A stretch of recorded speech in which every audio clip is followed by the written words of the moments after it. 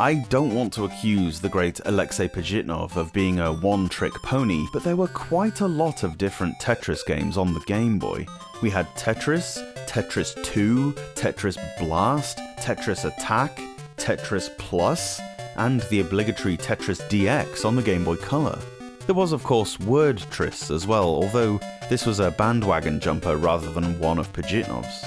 One that you might not have come across is Bulletproof Software's first attempt at a sequel, Hatress. The reason you maybe missed this one is because it's remarkable only for being entirely unremarkable. The gimmick here is that instead of tetrominos falling from the top of the screen, you have a pair of hats. These come in various designs and can be swapped around within the pair, kind of like in Dr. Mario. These accumulate at the bottom of the screen. You need to stack 5 of each particular kind of hat, one on top of the other, which then vanish. They only line up vertically, horizontal lines do nothing. If you put one of the pair onto a stack, the other one separates and can be controlled on its own for the rest of the distance to the bottom. Like Tetris, the game starts slowly, and then after a certain number of hats have been removed, the level increases along with the speed. At the start, you can choose which stage to start on, and I like that each level has its own music. It's your run-of-the-mill puzzler-style soundtrack, but it's not bad. The hats are easily identifiable from each other. You start off with just 3, including a sombrero and a Stetson, which are quite small, but soon larger ones like the massive top hat thing that Abraham Lincoln sported are introduced. At first it seems like you have a lot of leeway, as you can stack many of the small hats before getting anywhere near the top of the screen. This changes pretty quickly though. Not that far into the game, these things that look like headless bodies drop down, which you can't get rid of. It's important to try to get these into an empty space, else anything underneath can't be removed. If you manage to remove 20 collections of hats, you move up a level. I don't want to be too cynical, but it's obvious Hatress was a paycheck and not much else. Where's the innovation, the originality here? Just because it's hats instead of pills or cookies doesn't make this game any more interesting than one of the countless hundreds of other drop-piece games out there. Even the artwork is smack bang in the center of boring. Get it if you want, but expect to have to dust it regularly because it's gonna sit on the shelf a lot.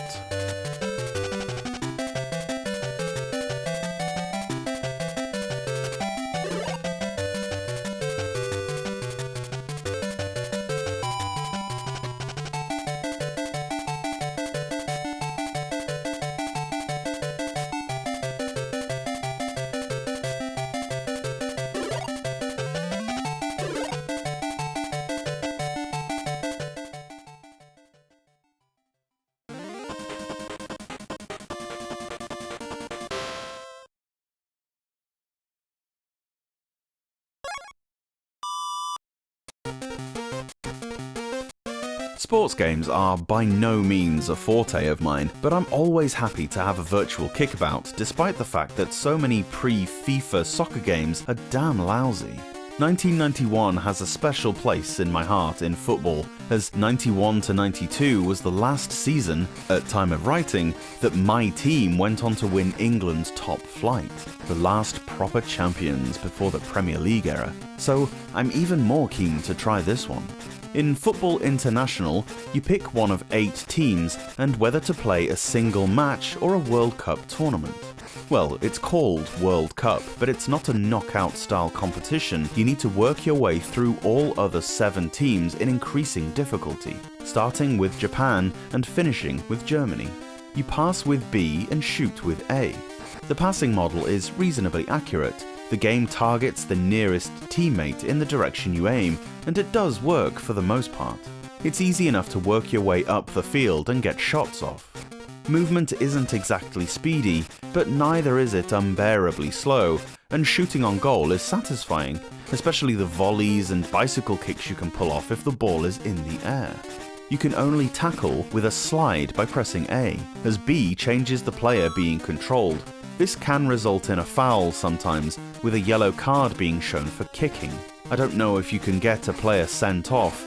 It's never happened to me, and I'm not sure if the game records previous bookings. Jump for headers with A, which, in sensible soccer style, can send your players flying across the air, face-planting on the pitch.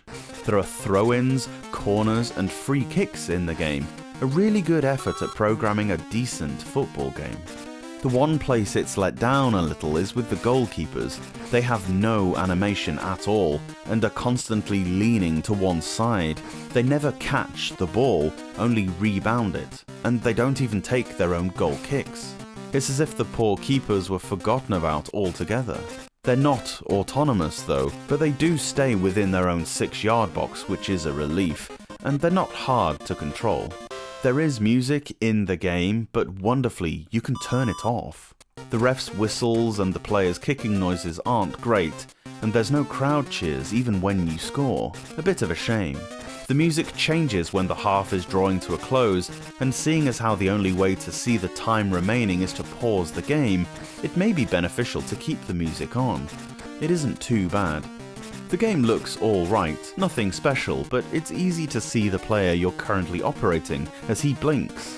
When the ball is in the air, the pitch zooms out so that the entire width is visible, which is a nice touch, but probably unnecessary. It'd be nice to have an option to disable this, as it doesn't really make the game easier. Overall, not a bad attempt at football. After such a poor pre-season, soccer games are coming into a bit better form by mid-1991. Let's hope it can continue.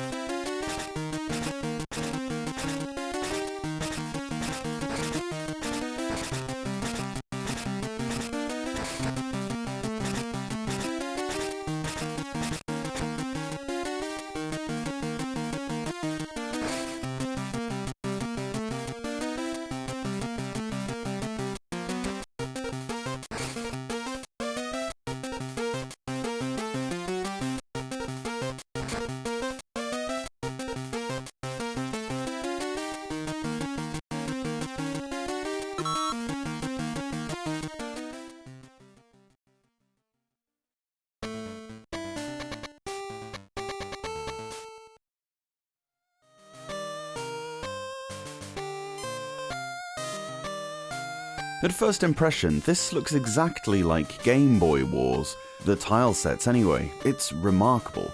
However, it's a representation of a more hardcore strategy wargame experience. There was a version of Daisen Ryaku on a lot of consoles at the time. The Super Nintendo and the Genesis both had one, and it even made its way to the US on the Sega Saturn as a game called Iron Storm. On the Game Boy version, you play as one of the USA, USSR, FRG, what was West Germany, or Japan. You can add how much funding each side has before the level starts, giving yourself as much of an advantage or disadvantage as you want. There are 6 scenarios to choose from with different landscapes and emphases. Some levels focus on anti-air tactics, others distance warfare, others still feature a lot of close encounter fighting. The funding you have is important as you have to purchase all of your units. There are many to choose from your basic troops right the way through to tanks and planes. Select a building that has a W or B on it, depending on whether you're the white or black team, and get building. Obviously, if you selected your opponent to have no money initially, this may be a very one-sided affair. You can hold up to 99,999 gold, and units range from 1,000 for light infantry to 25,000 for a tornado jet fighter. Certain units need to be built at specific titles. The cities can only produce land-borne units. The airborne ones need to be made at an airport. Note there are many unoccupied territories that you can capture in order to generate more units. The aim of the game is to capture the enemy's occupied buildings. You program your moves in all at once, then hit select when you're done. The commands will then all be carried out in order, so it differs from your normal turn-based strategy game in that regard. It does work though. When you program in the moves, you don't get the available movement range like you'd expect. You can literally click anywhere on the map and the piece will just take however many moves it takes to get there, kind of like in Civilization. This is fine, although it's not always obvious when a move has taken place, so you're often just sitting there watching and waiting for your units to get where they're going. Bear in mind as well that units can die or run out of fuel when they're making their journeys. If this happens, you straight up lose the piece without them even having got to the fight, so make sure to keep them refilled by stopping off at places. It's little design choices like this that hinder Daizenryaku from ever getting to the point where it's exciting. There's almost too much to think about that it becomes a game of micromanaging each individual piece, and you lose sight of what your army as a whole is doing. Some nice ideas and, aside from the graphics, little sprinklings of original thought, but ultimately there are plenty more enjoyable strategy games that you could be playing.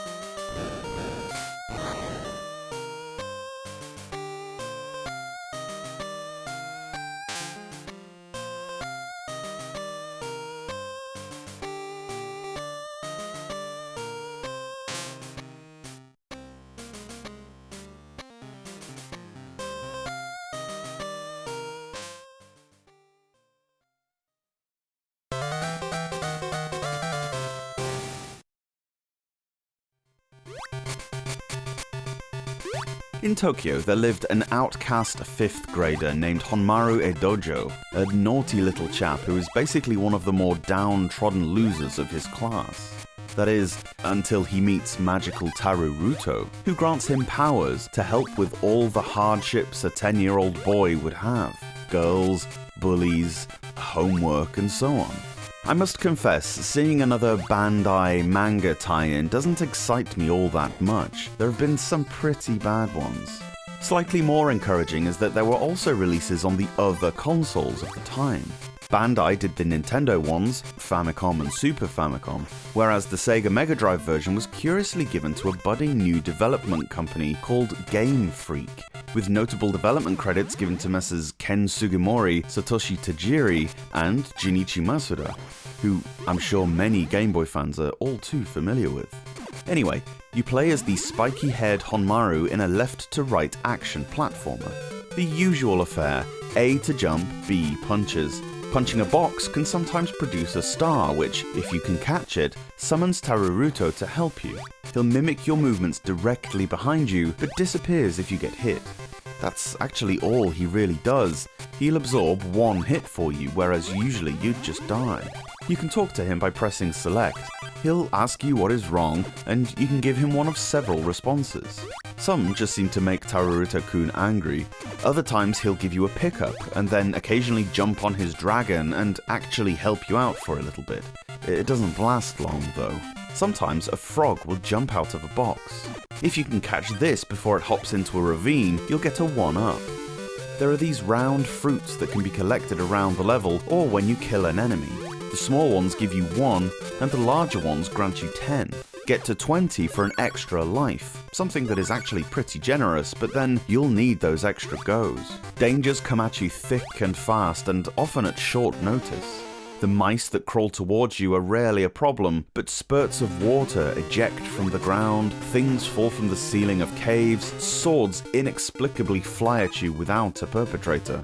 There are many things to keep watch out for, and your reaction time has to be spot on.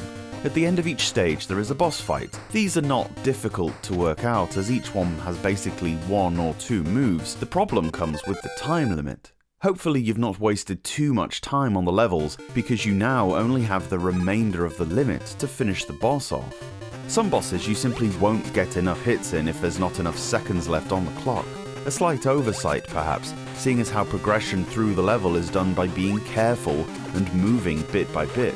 If you just book it to the exit, you'll get hit by pretty much everything, so it kind of demands that you take it steady, which doesn't leave long enough for the bosses. The backgrounds are often little more than a shaded area of empty space, which is a shame. It would have been nice to see a bit more detail, but then the art style of the manga was equally simple.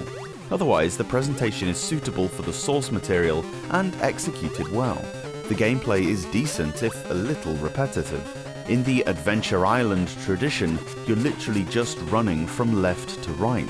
The platforming elements in the game are few and far between. It would have been more interesting if Taruruto actually gave you some of his professed powers instead of just taking a hit for you, or occasionally riding a dragon for a while. Some kind of movement ability or different weapon would have improved the longevity of this game a whole lot, and it just seems like yet another missed Bandai opportunity. As expected, the Mega Drive game is a bunch more entertaining. You gotta love those Game Freaks.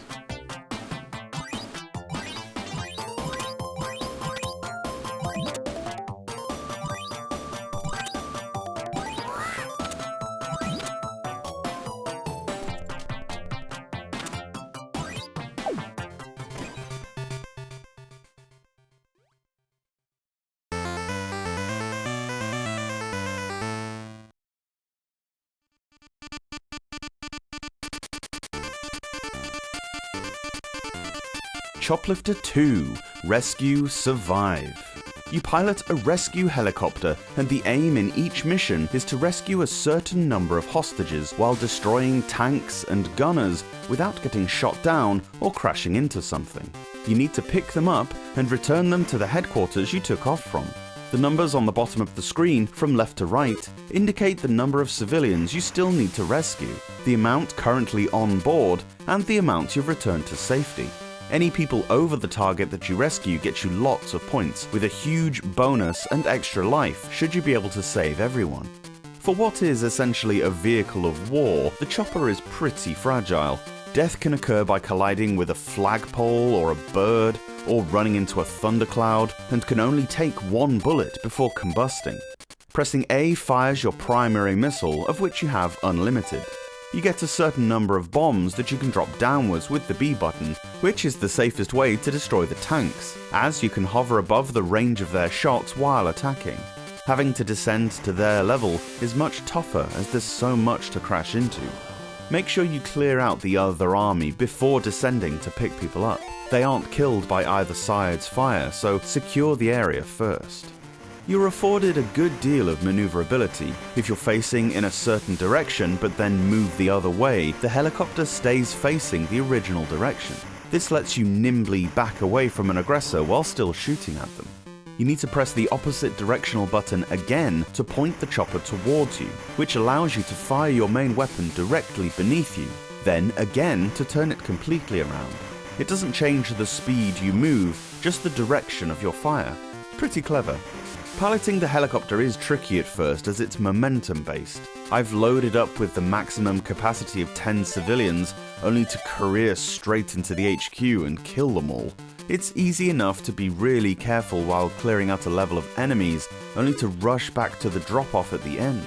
The amount of people on a level is usually more than the number you need to rescue in order to complete the mission, but if you kill too many, i.e. you can no longer reach the target, it's game over.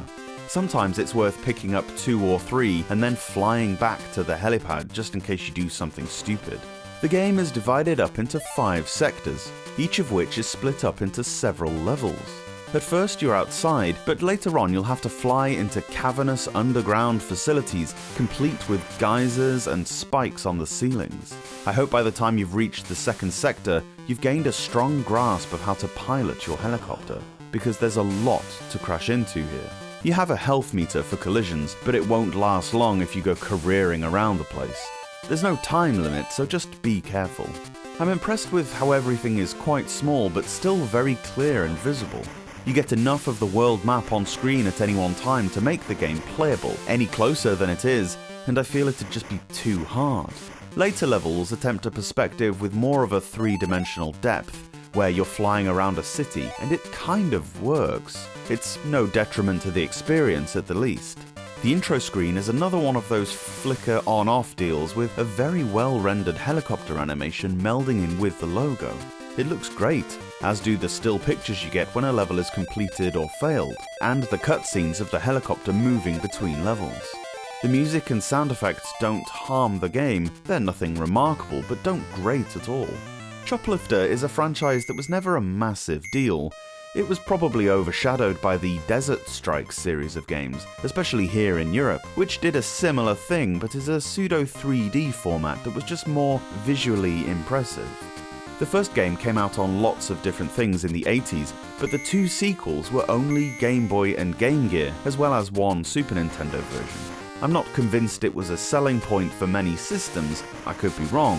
What I'm trying to get at is we're halfway through 1991, the Game Boy is almost 2 years old at this point. We're coming to the sweet spot of any console's lifespan, and more often it's turning out that even the mid-card titles can be really enjoyable. We couldn't say that in 1989, that's for sure.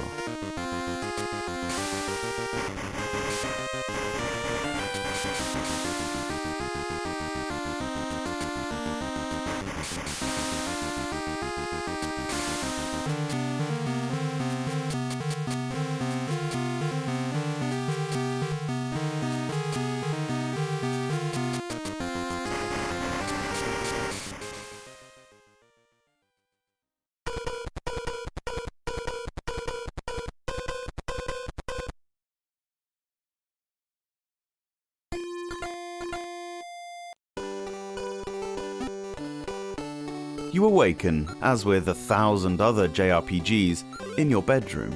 Nono is blocking the doorway and he won't let you pass. Not without your pants, he declares. This requires you to pick up the trousers that you keep in a treasure chest for some reason, figure out the menu translations, which takes literally 3 submenus to get to the item screen, then figure out which option is supposed to say equip instead of use. Finally, you've got dressed. Doesn't bode well for our hero if he can't even put his own trousers on. Now Nono will let you leave your bedroom, he's stood watching you this whole time, by the way, and takes you off to the forest. I'm 5 minutes into my game and, as you may surmise, I'm not getting on very well so far. I got out of the starting building only to be accosted by an attractive yet evil-looking woman and 2 Sergeant Slaughter lookalikes who told me I was the gorgeous something or other and that I should go with them.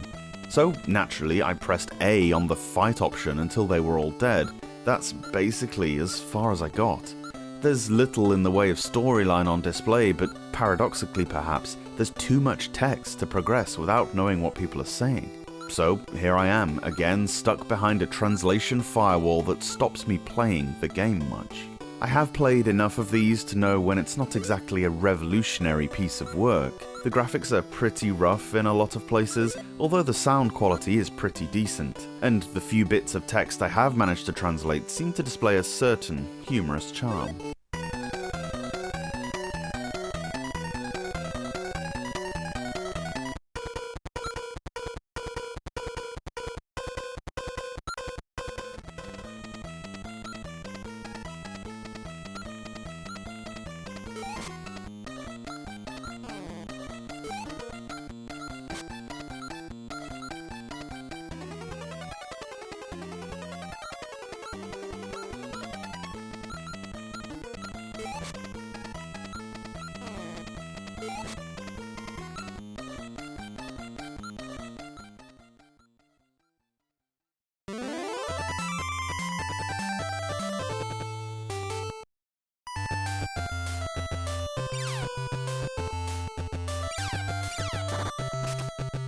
It's been a little while since we've come to a shoot-'em-up on this chronological foray into the Game Boy library, although 1991 has already given us Parodius and R-Type, both of which are phenomenal games.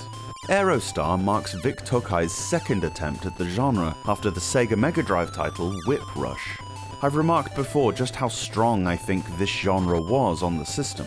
There are plenty of really good installments of classic franchises like Gradius and R-Type, together with some outstanding standalone titles like Chikyu Kaiho Gunzas and Mercenary Force. Where does Aerostar fit in? Well, it's certainly on its own in terms of other versions. There were no sequels to this, and the Game Boy version is the only one. After the end of the Sixth World War, the Earth has been rendered inhospitable and uninhabitable by humanity. Following a long period of time, the Intergalactic Council wanted to send humans back to Earth, but found that the long-lost wastelands were now plagued by mutants. Rather than send an army, the ever-sagacious Council sent a lone fighter called Aerostar to win back the Earth. The game is an auto-scroller, but the ship needs to be driven. It doesn't scroll along with the screen, but rests in place on the map, meaning you have to move yourself forward. The reason for this quickly becomes obvious when you consider the game's main gimmick. You're not a plane, but a sort of hover car that can only travel above certain roadways and can propel itself into the air with a jump. The game is focused almost entirely around this mechanic, as you need your jump ability in order to dodge an otherwise certain death bullet load, and most pertinently, launch yourself from platform to platform. You are largely driving along roads that are almost like piers, and many of these come to dead ends, meaning you'll need to propel yourself vertically, it looks like you're coming out of the screen, and maneuver across water or chasms, landing safely on another platform. It's quite easy to do. You press and hold A when your jump meter is reasonably filled, but beware as later on you don't even have roads. You can often be confined to jumping between various tiles. It's best to wait until a lot of charge is available, else you run the risk of not making your jump. Don't let go of A until you're ready to land, else it's the drink for you. Also, bear in mind that while in the air you can't fire your weapons. Pay attention to the enemy's projectiles. The large ones will only hit you if you're in the air. They're meant to look higher up, I guess. Otherwise, just ignore them. It's the smaller ones you need to focus on. It's quite tough to balance destroying enemies and dodging projectiles at the same time as route planning when you'll need to jump and which level of bullets to avoid at which time. Along the way are destroyable weapon tanks, which drop lettered power-ups. You can cycle between them by shooting the collectible, and the weapons are nicely varied. There are 2 side additions. Collecting S gives you 2 side shots with a medium range, or O gives you 2 flanking shields. You can't have both, sadly, and both have their uses. Don't be without one or the other. As for the weapons, there are 3 upgrades. L gives you lasers that travel through enemies without dissipating, basically an invulnerable version of your basic weapon. They also split and bounce off horizontally sometimes. B launches missiles slowly, but with massive impact. V creates 5 flames that fly forwards in a spread shot. Spread is often one of the most useful weapons in any kind of shooting game, and it's no different here. Lots of enemies come at you from the sides or diagonally, and seeing as how you can only shoot forwards, it's incredibly handy to have a wide dispersal. There are 7 levels with a serious incline in difficulty. The game's not unbeatable, but it'll hurt you trying to do it. With a well-constructed soundtrack, beautiful and varied scenery, and some grotesque mutant bosses, however, at least the ride is a rewarding one. Don't let the initial difficulty put you off, because you'll be missing out on a unique, intense blaster that holds its own against its much more famous colleagues.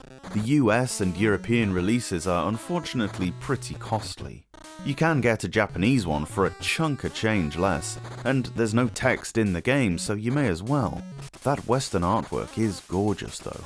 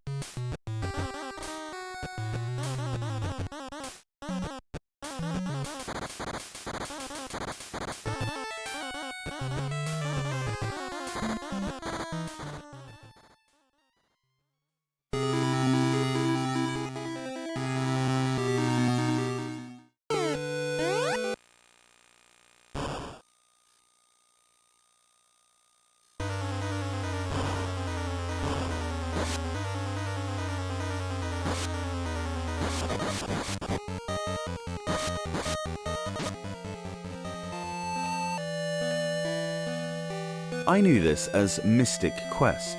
Whether that Seiken Densetsu, the working title Gemma Knights, or Final Fantasy Adventure is irrelevant. What has to be acknowledged is that this is one of the best Game Boy games you'll ever play. Whereas the 3 Legend titles were simply renamed Saga titles, this one was actually written as a Final Fantasy spin-off, and so is the only Final Fantasy game on the Game Boy that can be considered legitimate canon. That's not the only link to a famous JRPG series though. It can be considered the connecting piece between the Final Fantasy and Mana series, as its direct sequels include The Secret of Mana on Super Nintendo, Legend of Mana on PS1, and so on. Of course, the 2 franchises weren't really formally acknowledged as related in the West, but the Japanese title of this is also the Japanese title of The Secret of Mana, Seiken Densetsu II. So it's undeniably affiliated.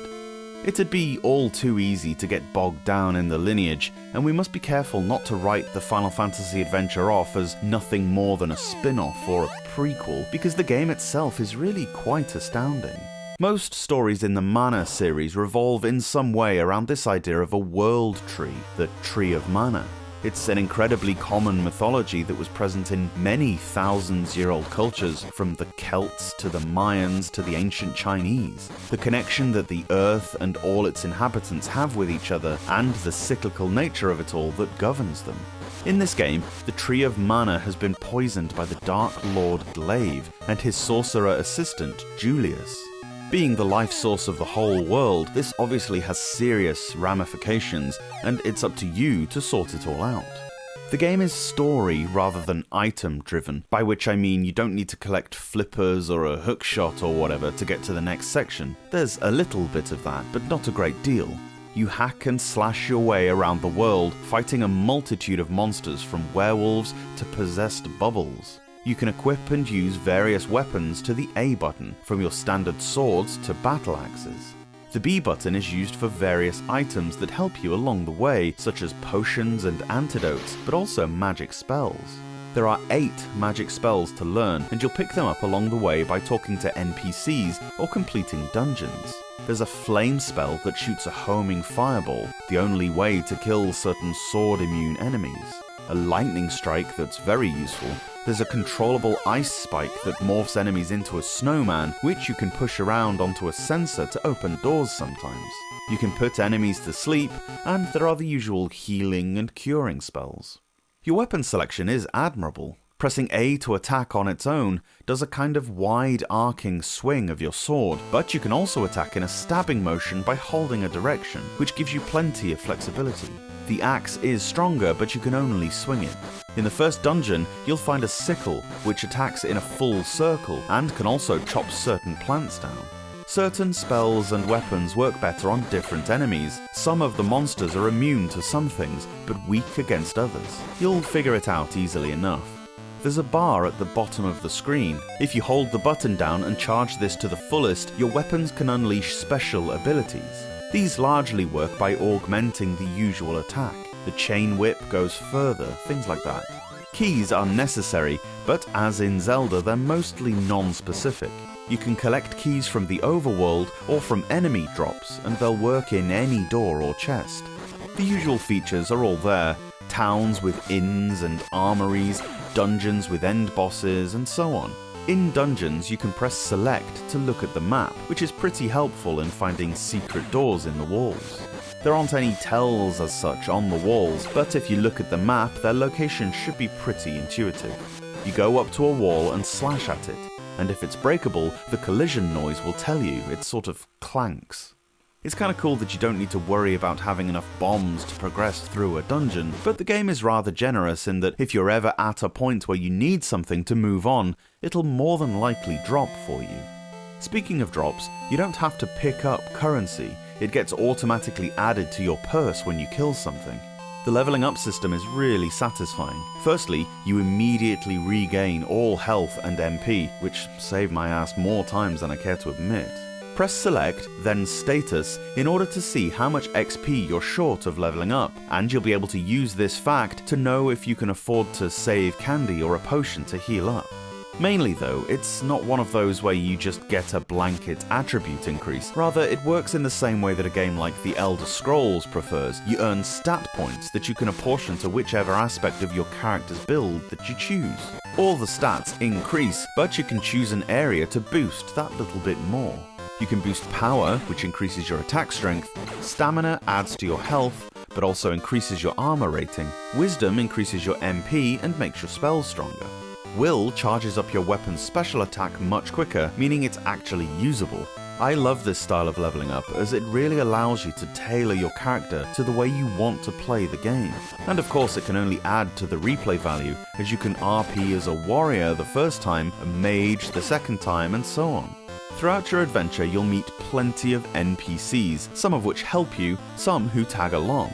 They don't all fight, and the ones that do often aren't the noblest of warriors. In fact, they can be rather dumb. However, they all have an ask option. Some can heal you, replenish your HP, some will give you clues as to your destination or hints to progress, so it's always worth asking. The girl who you name at the beginning, once you meet up with her, will heal you fully if you ask. There's a chocobo too, which is always fun. If you ask it, you ride on top of it, which is quicker, and you're also invulnerable to enemies. Later on, it becomes Chocobot, gaining mechanical legs and the ability to ferry you across water. Graphically and audibly superb as most of the Final Fantasy Legend games are, none are quite up to this level. The game looks delightful and sounds epic, with a rich and diverse soundtrack. There's a lot of reading to do, but the translation is much better here than it has often been on the Game Boy. This is vital because the storyline is surprisingly emotive and at times quite sad.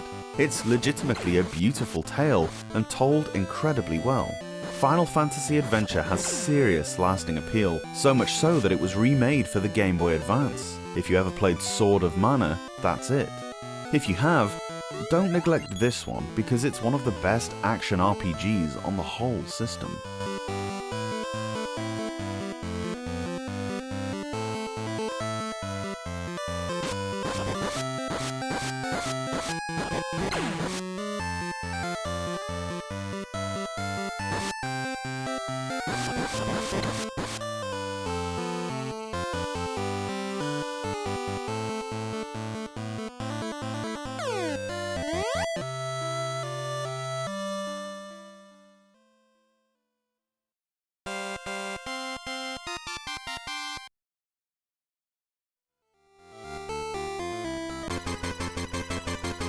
Jiny Game is the Japanese equivalent of the Game of Life board game that you're no doubt familiar with. Originating in the 60s by Takara themselves, there were a handful of video game adaptations. Pick between 2 to 4 players and whether human or CPU, then roll for a number between 1 and 10 to progress around the board.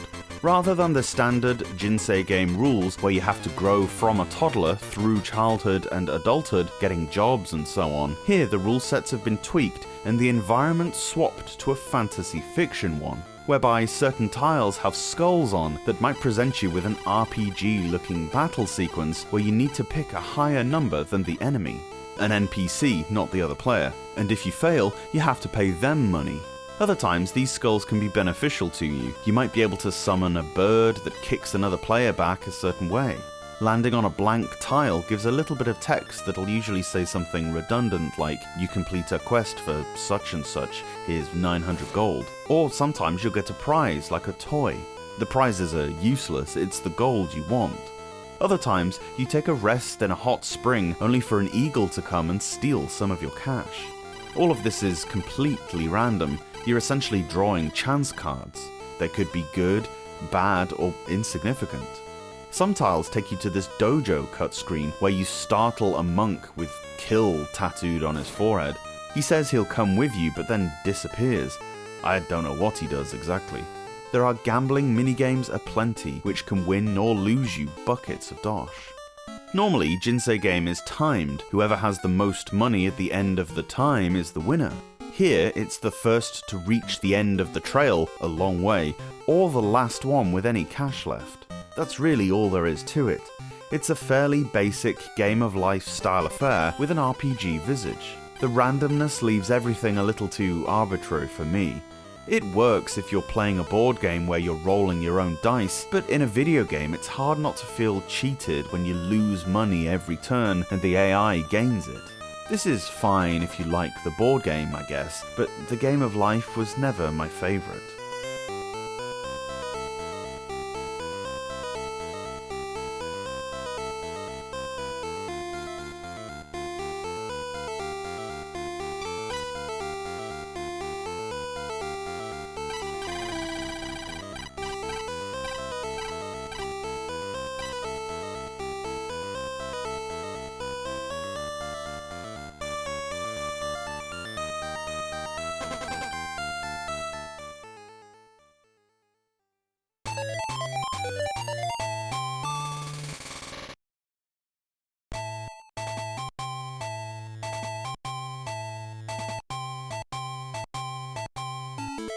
Pick from 3 of your favourite early 90s New Japan Pro Wrestling 3 Musketeers, Keiji Muto, Masahiro Chono, or Shinya Hashimoto, and rise to the top for the IWGP World Heavyweight Championship. Famed booker Riki Choshu sets out your goal to be the best of the 3.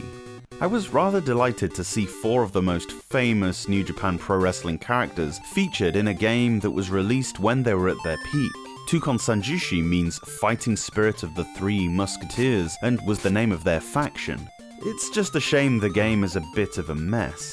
The Shinihon series already had some traction on the Super Famicom and basically dominated the video game wrestling scene in Japan, with recognizable characters and plenty of features such as a reversal engine, which made the games the first to not be mindless button mashers. Unfortunately, that good work was stripped away with the Game Boy release. Your control system is allegedly thus: tap A to block, B to punch and kick.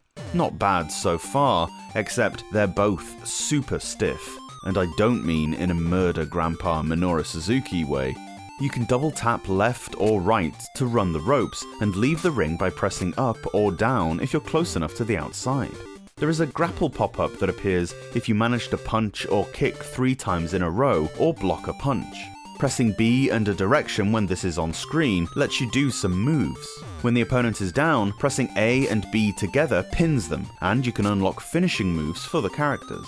The button layouts don't really leave any room for the reversal mechanic, which is a shame as it added a real skill element to the console games. Now, when you're not on the attack, your experience is mostly limited to mashing all the buttons and hoping it turns for you. You have a stamina and health bar, but it doesn't seem to affect whether or not you kick out of a pin.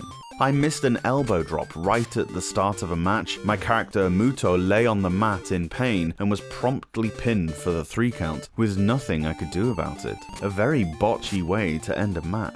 The ring looks pretty massive, but the wrestlers are tiny by comparison, and apart from the shading, they look identical. The 3 wrestlers have different weights and heights, and they all play a little differently.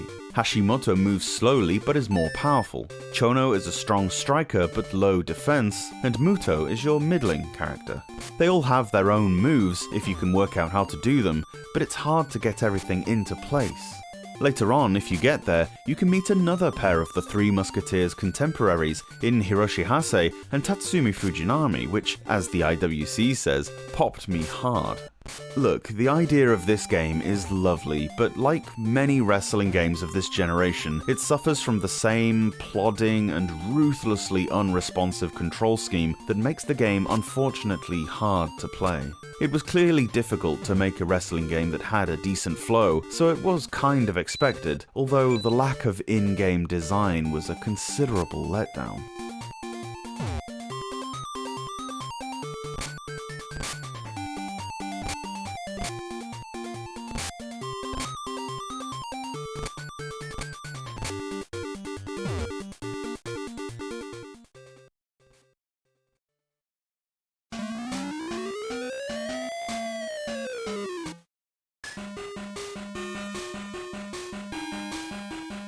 It won't surprise anyone to hear that I'm not familiar with this particular sportsman, outside of the fact that you can cheese through Tecmo Bowl with him, but someone who can play 2 sports to a professional standard must have a worthy enough name to put to an excellent game, surely. I'm still waiting for the WG Grace 5-in-1 combination cartridge at some point. Anyway, this guy remains the only athlete in history to be named an all-star in both football and baseball. His list of honorifics also includes the obviously prestigious the greatest athlete in video game history. A venerable and sought-after epithet for sure. Seeing as how it's tough to get one sport right on the Game Boy, suffice to say I don't hold out a great deal of hope for this. Firstly, the football game tries far too hard to be a simulation rather than a playable experience. This is a painfully slow rendition of football. You can only see the field around where the ball is, in 15-yard increments. The player you control has a circle around him, so is more visible than one where he's just flashing, as I've seen before. If you are defending, press A when near the player with the ball, who is also circled, to try to tackle him. Whether or not it comes off is pure chance, and there doesn't seem to be anything you can do to improve said chances. It'll either happen or not. In between each play, you see the usual status screen with the score and time. You can also find out what yard line you're on and the current down. You can cycle through your players to choose who you'd like to control once play resumes. What I mean when I say the game tries to be a simulation becomes clear when you're on offense. You see this timer at the bottom right of the screen, and you have to hike the ball before this counts down, or you'll be penalised. You seem to get penalties given against you entirely at random as well. You can just be trying to start a play and be given a 5-yard penalty. For what, I don't know. The one thing I kind of like in American football games is trying to kick a field goal, but here it's automatic. You don't even get to do it yourself. Baseball has had a bit more success than football on the system so far, so hopefully it'll save the cart here. You can choose innings and 2 from 7 teams. All the teams have the same statistics, that is to say, there's no difference in who you play as. An interesting addition is the idea that the catcher, the guy behind the batsman, gives you, as the pitcher, hand signals to designate what kind of pitch he wants you to do. You choose it yourself, of course, and can check what you've picked by pressing select. After that, it's basically the usual options. Move from side to side to position your throw, and put curve on the ball by pressing left or right. You can make your fielders dive to attempt a catch, and even throw back to the pitcher by pressing start. I don't think you could do that in the other baseball games thus far. Batting is pretty simplistic, but it works. You just press A to swing, holding it for a harder shot. The 2 sports have looked worse, I'll say that much. Football is a little grainy and close, but otherwise decent, and baseball mostly looks great. The close-up of the catcher is a little freaky looking. He appears naked from the waist down, and we can be thankful of where his hand is placed. Audibly, it's nothing out of the ordinary, but does what it needs to. Some sources label this game as Bo Jackson hit and run, and yeah, I get it. You're hitting things and running about in both sports. Really though, don't put a tagline on a game that's also the name of a felony. For sure it's what Link is famous for, but you'll never see The Legend of Zelda breaking and entering, will you? I can see what they were going for here. Bo Jackson was a pretty big deal around the turn of the decade by all accounts, and was obviously a very marketable guy. As for the 2 sports, well, the baseball game is never going to win any awards, but it's pretty good. The football one is not so accomplished and kind of a drag to play. I feel the work hours were wasted on cramming football in there as well, hours that could have been used to make a really good baseball game. Do the football one afterwards if the first one goes well. Having 2 games that were not as good as they should have been, instead of one that is false economy, unfortunately.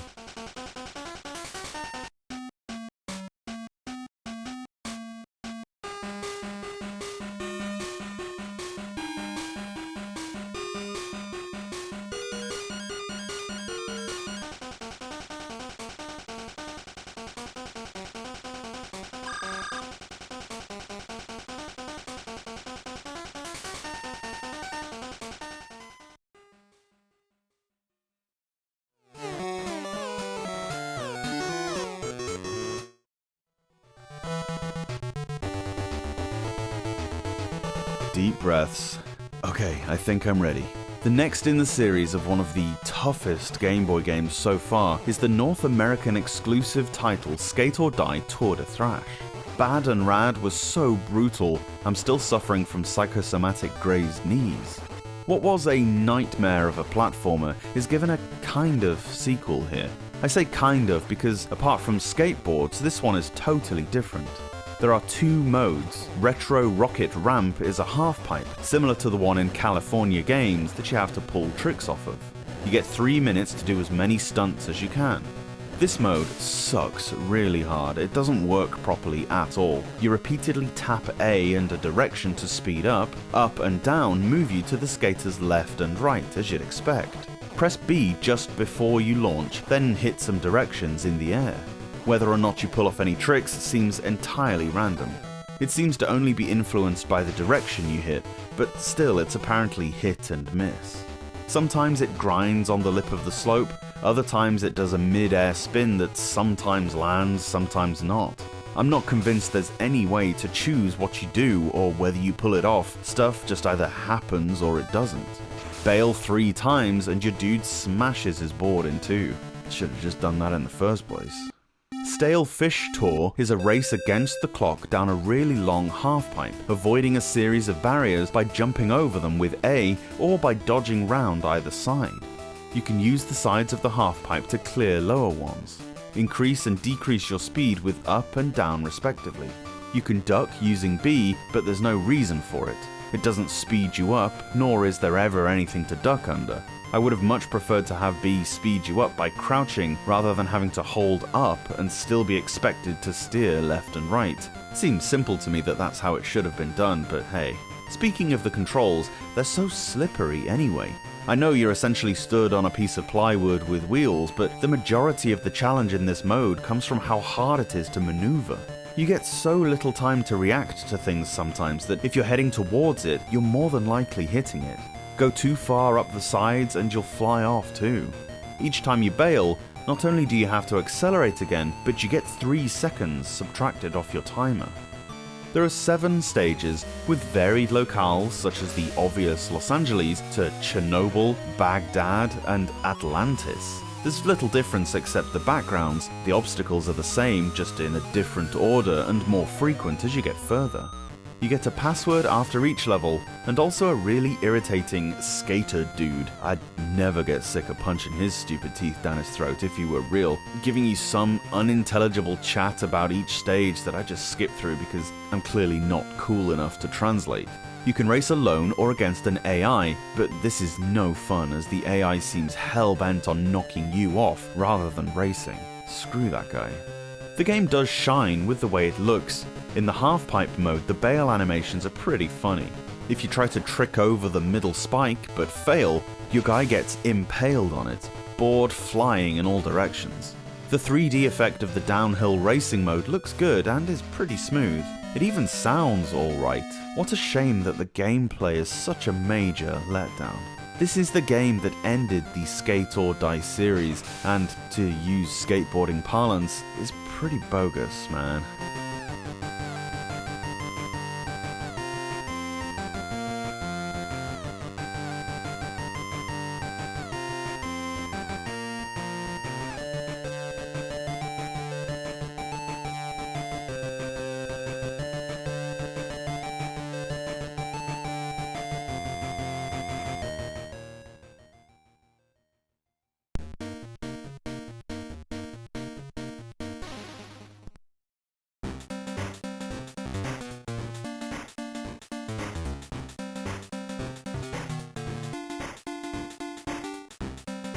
A sequel to the NES game Snake, Rattle and Roll, in Sneaky Snakes you control Attila the Snake. You and Genghis must rescue Sonia, who has been nabbed by the nasty Nibbler. You must survive 16 serpentine levels that are conveniently tricksome. Where the NES game had an isometric viewpoint, this one is two-dimensional, with horizontal scrolling. I'm quite glad of this design choice. Isometric is hard to pull off on the Game Boy. The objective of the game is the same though. You start off as just a snakehead and need to slither around the level consuming enemies, expanding your serpentine form until you have enough weight to tip the scales at the end of the stage. The scales look like one of those tests of strength you see at carnivals, where you need to hit the thing as hard as you can in order to ring a bell. Here, Attila needs to be a certain weight to make the bell sound, which will then trigger the gate to unlock, allowing you to leave the stage. If you get to the end and you're not heavy enough, you'll have to backtrack to eat more critters. The scales will roughly indicate how fat you are. All the enemies in the game are spherical and include fish, bats, and various other weird-looking animals. When you are large enough, Attila starts flashing. That's when you know to go to the exit. Your downfall comes in many forms. Spikes on either the floor or the ceiling are instant death. If you linger too long in the water, a shark will rip you to shreds. The game is reasonably kind if you perish, you don't shrink or anything, and you start where you left off. However, come into contact with an enemy in a way other than jumping on them, and one of your body segments flies off and you'll need to feed again. Get hit by an enemy and you won't die, unless you only have the head of your snake, kind of like how Sonic can take a hit if he's carrying any rings. There are several manhole covers on many of the stages. Press B on these and something will fly out. Sometimes it's an animal to eat, sometimes a power-up like a propeller hat that boosts your jump, or a diamond which makes you invincible temporarily. Sometimes a bomb that takes one of your body parts away. There are warp zones in some manholes which take you to little bonus sections that help you replenish your time and so on. The time limit per stage is 99 seconds, which is not a lot, so these clock pickups are vital. If the timer runs down, the stage isn't over, but this axe comes after you, which is as terrifying as it sounds, and is instant choppy death on contact. Each level has an enemy generator, which is a slow but surefire way of finding enough enemies. It's kinda dangerous, as not everything it spews out is edible. There are bombs that hurt you and balloons that do nothing, and it seems to be random. Try not to rely on these if possible, as you can spend a large chunk of your time just waiting for it to drop consumables. Like I mentioned before, simplicity was the correct way to go when it came to the visuals in Sneaky Snakes. The movement is quick and quite slippery and is hard enough as it is. Trying to do this isometrically would have been a nightmare. The NES game is not one of my favourites for this reason alone. Instead, what we have is a cute, cartoonish little platformer with pretty funky music and inventive gameplay.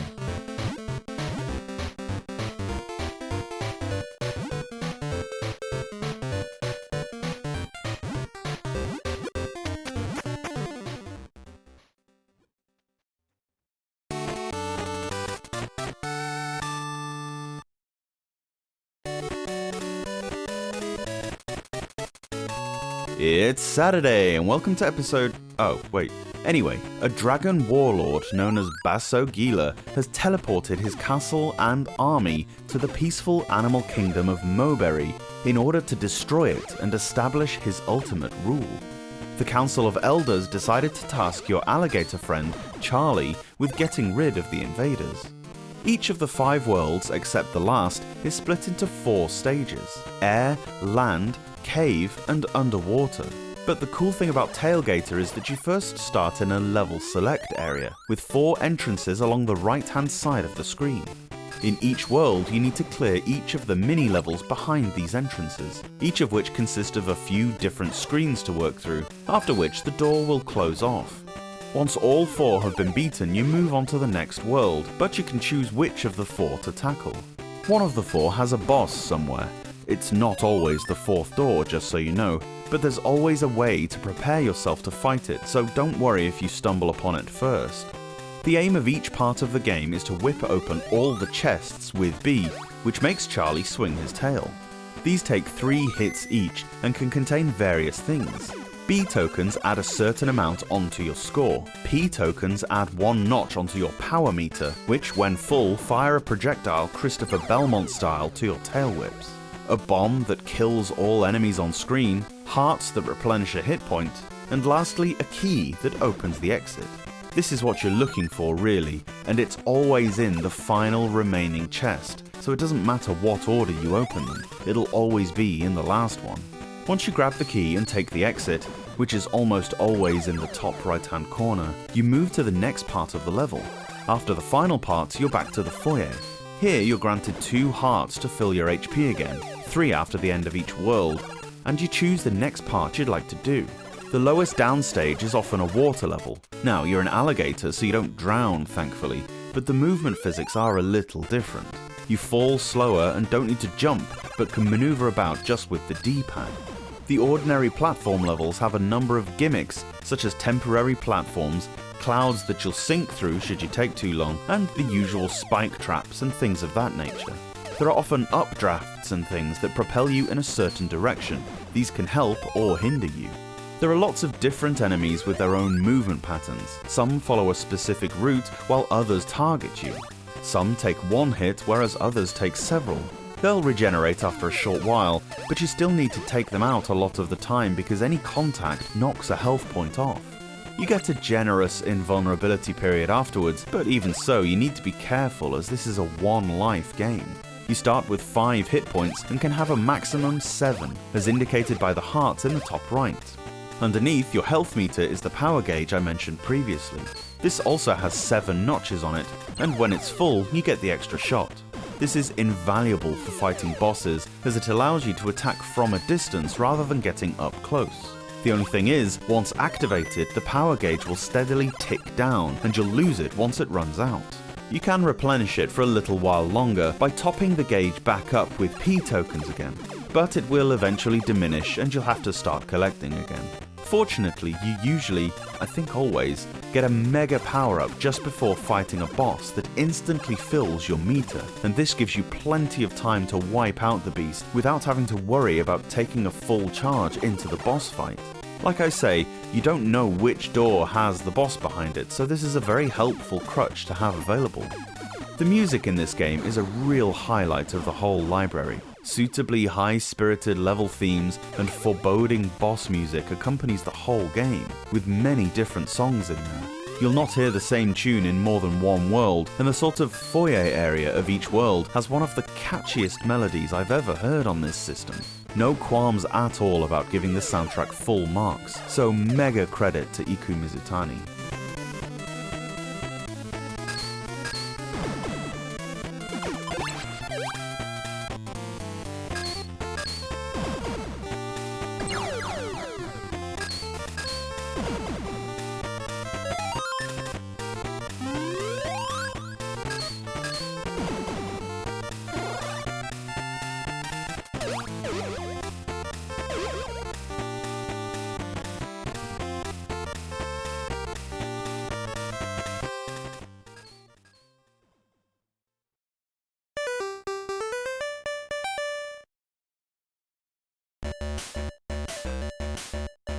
It's 8:02 PM and 85 degrees at Caesar's Palace, and it's time to throw your kid's college fund on the table until it's not there anymore. Sound like fun? If gambling your life savings away on a heavily weighted game of chance is your idea of a good time, then why not do it risk-free on your sofa? This is a collection of gambling mini-games set in the most famous casino in the world, but here you don't get the pleasure of the fountain show, the higher-than-high-end shopping, the suspiciously foaming cocktails, or the hooker-touting street harassers. Oh god, I love Vegas. Anyway, you arrive in a taxi at the casino entrance, 1,000 finest video game dollars in your wallet. There are 5 different games you can explore. You simply move the cursor about the room, clicking on whichever one you want. There can be several slots or tables in an area, and they have varying betting limits. Play safe, or just gamble the whole lot instantly.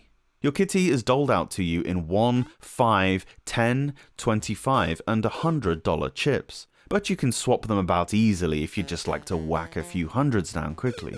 These slot machines are probably the first thing you'll see. Magnificent Sevens lets you place up to 3 bets per spin, and the aim is to line up bar or 7 horizontally across the screen. Diagonals don't count. There's video poker, which works exactly how it should. You can bet the stake of each machine up to 5 times per hand. and you get one opportunity to discard cards. This is the one I gravitate to, as there is at least an element of manipulability in that you can balance risk and reward, whether to play the probabilities or go for bigger risks. Similarly, you can play blackjack, which has its own skill to it, rather than just blind luck. There's roulette and a big wheel, which you can bet on in small or larger increments. Remember, there's no real risk, so do what you always wanted to and put $1,000 on red or something. You can go to the toilet in-game. You can't sneak out the bathroom window to avoid your debts though, so I don't see the point in it. I guess it's got as much purpose as the game itself. The idea is to make as much imaginary money as you can, obviously.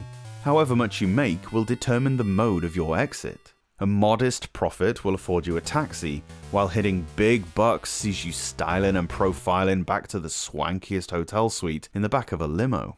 Lose all your money, and Susie will summon you back to the cashier to tell you that the doorman will arrange your return transportation, after which you'll be summarily bundled into a crummy-looking coach and run out of town. It's missing something though. The game's too innocent to be set in Las Vegas. This is a place where you can be walking down the street hand in hand with your significant other in broad daylight, and some guy in a fluorescent t-shirt with a fanny pack will be trying to shove a prostitute's business card into your hand. Remember, it's only a sin if you consider it one, and Vegas certainly doesn't.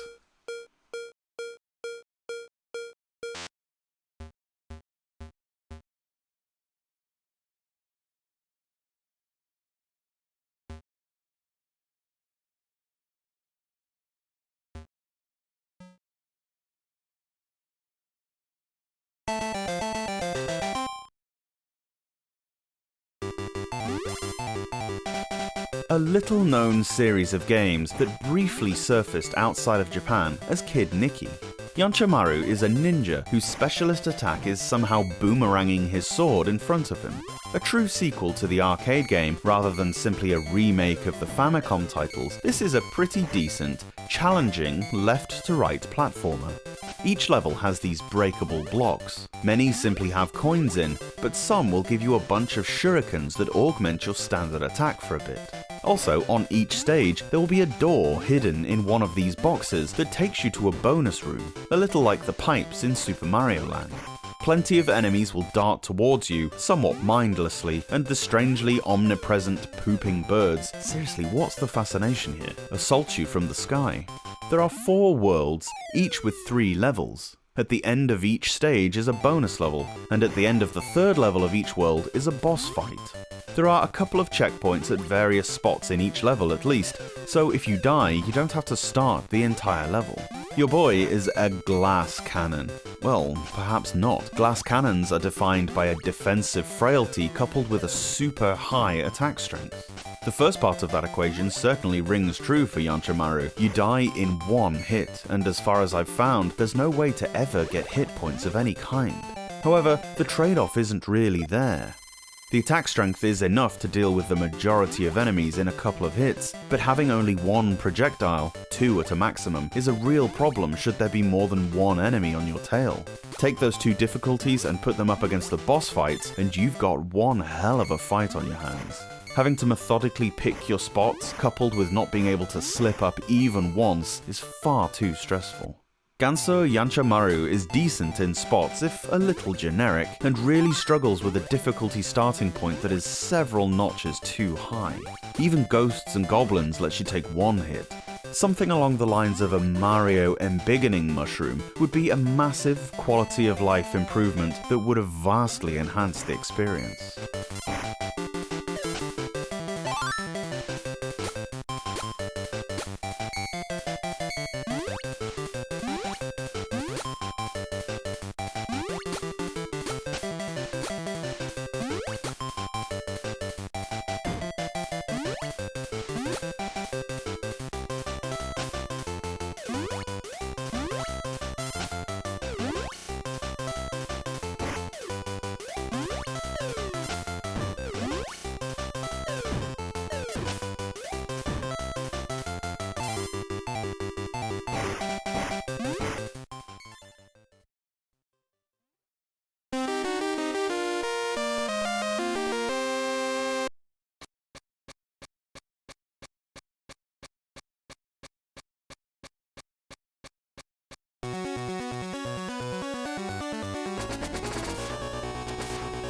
The first Castlevania game on the Game Boy was a belting first-year title that was a real standout amidst terrible sports games and mildly interesting puzzlers, although it was not without its issues. One of the biggest problems was the pacing of the game. Everything was slow and delayed even for Castlevania standards. The concept, even as simple as it was in the 80s, was still more stripped back, with no sub-weapons to use and only a small handful of enemies to fight. These issues are drawn into even sharper relief when Castlevania The Adventure is measured alongside Belmont's Revenge. Story-wise, this is nothing new for the franchise, with the cyclical nature of the seemingly never-ending Transylvanian sagas giving birth to generation after generation of vampire killers. Set 15 years after the events of the first Game Boy game, Dracula has once again returned. This time he's kidnapped Christopher Belmont's son Soleil at his coming-of-age feast, and has proceeded to turn the poor sod into a demon. Having imbibed Soleil's mystical powers, Dracula was able to return to human form and reconstruct his castle, forcing Christopher to crack the old whip out again to save his son and the world. The main issue of speed was understood and addressed. It's much better here. You move at a really reasonable pace that's back on a par with the NES games, like it should be. The controls are modelled on the original trilogy, of course, even though this game came out only a few months before Super Castlevania IV on the Super Nintendo. 8-directional whipping, grapple hook techniques, and backwards walking would have been far too ambitious, probably. At first, you have a gorgeous level select screen with 4 sub-castles to choose from: Crystal Castle, Plant Castle, Rock Castle, and Cloud Castle. Each one is a long, sprawling level with occasional multiple paths, each with a final boss. Once all 4 have crumbled to dust, Dracula's real castle, Castlevania, rises up out of the debris. You head through 2 stages in Castlevania, followed by the usual final showdown. Each stage has unique music and visuals, and as I say, they always culminate in a boss. You can tell when the bosses are close as the music changes to a very ominous, slightly quieter motif that speaks of serious danger just down the next corridor. The bosses are brilliant. They look outrageous in every sense of the word, and are incredibly inventive, with the majority being monstrous Hammer horror-esque freaks, but with a couple of brilliant constructions built into the walls of the end room. One is a pair of Minotaur-like statues called Cumulo and Nimbler, who stab at you with massive tridents. Despite their names, and the fact that it mistakenly states so in the manual, they're not actually the guardians of Cloud Castle. The freakish construction that does greet you at the end of that stage is the best boss I've ever seen in a Game Boy game. I mean that wholeheartedly. Angel Mummy features a giant edifice with massive bone dragons, one with a human skull and one with a dragon's, protruding out top and bottom with a face in between. The face fires projectiles at you, but what's really cool are these dragons. They share vertebrae and ribs and fire them in an arc, at you between each other. As the top one has them, its skull is further out and is the one to aim for, but as it boomerangs them down to the lower one, it retreats further backwards, and vice versa. A real inventiveness that we saw all too infrequently. When you finally get to Castlevania, the bosses don't get any easier. There is a grand serpent, which is a brilliantly crafted but agonizingly painful dragon/snake thing in a narrow, auto-scrolling corridor that flies from ceiling to floor and back, causing a ton of damage if it hits you. Due to the automatic movement of the level, there are places where you simply have to take damage if you aren't positioned correctly. You'll need to memorize when to stand in front of the beast's emergence and when behind. It'll test your perseverance so hard, but believe me when I say the satisfaction when you finally beat that mother is enough to make you yelp out loud on a crowded train, much to the chagrin of your sister sat next to you. There are a couple of stages and bosses after that. I won't spoil the story, but they're not as hard as the serpent. God, I love and hate that thing so much. Your whip can be improved by collecting orbs. The first one extends your length, and the second gives you a very useful fireball projectile. That's not all. The secondary weapons, well, 2 of them, are here too. Pressing up and B gives you the ability to fire a battle axe in an arc. Strangely, this is replaced by a straight-firing dagger in the Japanese version, but the battle axe is better anyway. And the famous holy water that spreads napalm-like fire on the ground is great to see. This is always useful. You can quite famously cheese the final boss in the first Castlevania game with it, but in Belmont's Revenge it has a special use too. There are these human-sized eyeballs that roll along, dealing a ton of damage. You can jump over them if you're particularly dexterous and they're coming towards you, but the first instinct is to whip them. This is often fine, except that they explode. There's a section on one of the stages where you're walking along a rope bridge with the eyeballs following you. Making them explode takes out sections of the bridge as well, leaving you a potentially tricky task to get along. The holy water will destroy them without demolishing your path, so is much safer. As you'll no doubt remember from Castlevania the Adventure, the movement was achingly slow at times. It's much better here, making the game much more playable. There are still no stairs, but lots more rope sections. These were incorporated into the game mechanics more inventively now. It's possible to descend ropes really quickly by holding B. I hope Christopher is wearing gloves, else he's not going to have any skin left on his palms. You need to do this too sometimes, as in one particularly memorable part, there's no other way to avoid a giant, encroaching spike wall otherwise. You have to quickly slide down and jump off before getting thoroughly minced. The game stands really well on its own, of course. It's a truly accomplished work. But what I appreciate most of all is that Konami took what was already a good game and fixed all the nagging little problems. What they ended up creating is a venerable masterpiece. Best 8-bit Castlevania game? Tough call, but maybe? It's gotta be right up there. My favorite game out of the entire Game Boy library? Oh, there's little doubt about that at all. Unless there's something later on that I'm not aware of, this is my personal treasured title out of my entire collection. Hats off to Konami for pretty much every Game Boy game they made in 1991. This, Parodius, Gradius the Interstellar Assault, and Operation C remain 4 of the best games that the Game Boy had.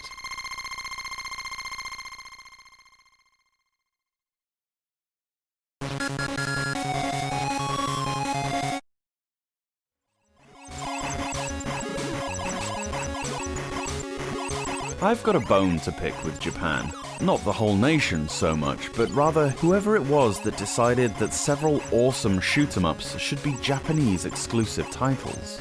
There are 3 in particular that really stand out to me. In the order that they were released chronologically, each one of the trio was even better than the last. Vattle Giuce is the first.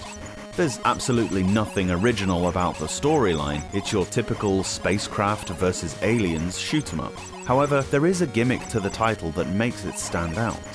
If you remember IGS's first Game Boy game, Astro Rabby, you may recall the pretty cool depth perception thing they did with the jumping mechanism, where Rabby would appear to be jumping out of the screen. Well, they stuck to their guns and did a similar thing here. As well as the ordinary vertically scrolling action, you can move your ship between 2 heights by pressing B. If you're low down, you can hit these ground cannons that release power-ups, and you also avoid contact damage with a lot of enemies, you just fly under them. But you are more susceptible to crashing into the scenery. Up high, you'll avoid all the stationary obstacles, and also this is the only way you can shoot many aliens down. However, you're in the thick of it up here, and besides you'll have to drop down to get the power-ups.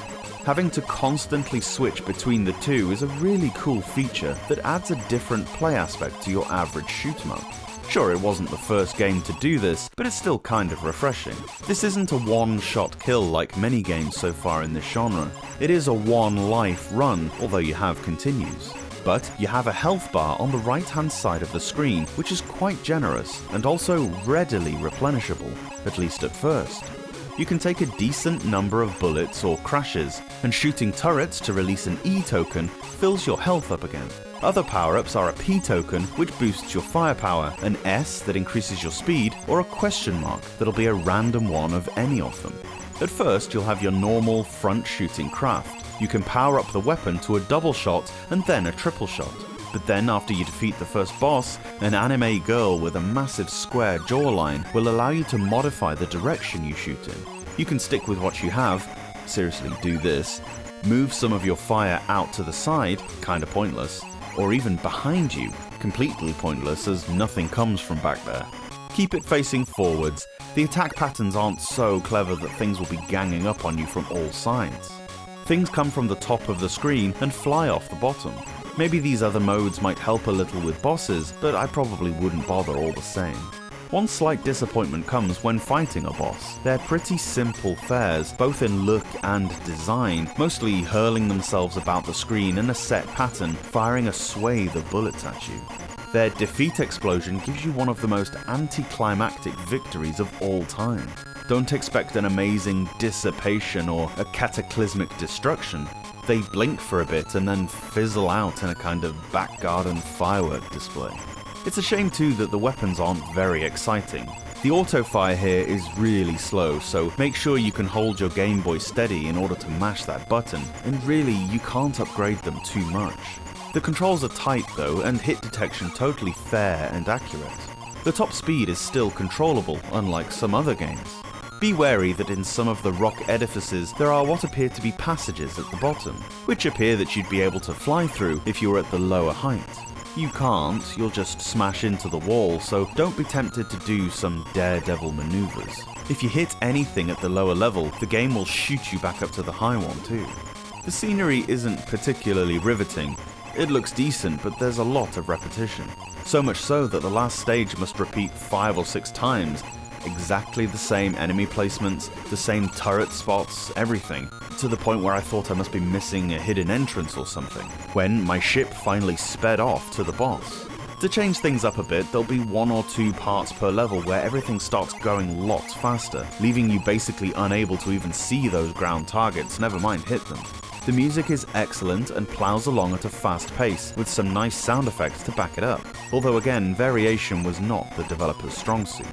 I would suggest getting Vattle Giuce if shoot-em-ups are your thing for sure, as it's uncommon but not massively expensive. Don't pay a great deal for it because while good, it's not outstanding. It is quite short, only 5 levels, and slightly lacking in intrigue in places, but I like the speed changes and the 2 play heights. An interesting little obscurity.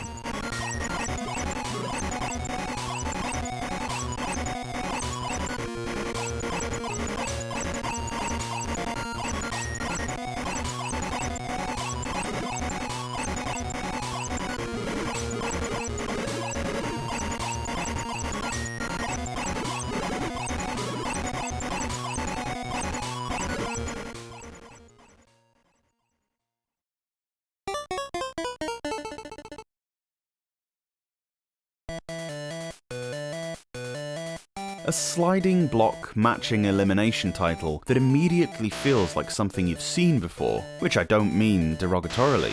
Shikinjo is Japanese for Forbidden City. The rule set is simple and instantly understandable, leaving all the focus of the game on how to complete the levels. Your character is trapped in mazes of human-sized mahjong tiles, and you need to navigate to a door by pushing them into pairs so they eliminate. Most of the tiles will be the numbers 1 to 9 of the bamboo tile set, and these are the ones you can move. They can be eliminated in groups of 2, 3 or 4, and in Sokoban style you can push but not pull them, so they can become immovable if you get them wedged against walls or other tiles and so on. Also on the board will be green dragon tiles. These cannot be moved, and if another tile touches them after being moved, these other tiles will also become green dragons, even if they touched other tiles that would eliminate them. I guess the dragons are guarding the door, and you not only have to carve a path to it, but also avoid or manipulate the dragons at the same time. You can reverse a number of moves by pressing B, or reset a level by selecting the third option on the select menu. There are no points or lives, so just play to your heart's content. Bear in mind there doesn't seem to be any password saves or anything, and I don't know how many levels there are. I played for more than an hour and got pretty far. The game doesn't track anything either, so I couldn't tell you how many levels in I got. Shikinjo is a simple but effective sliding block puzzler that is good, but could have been great with a more flexible interface. Save state it if you care about finishing the game.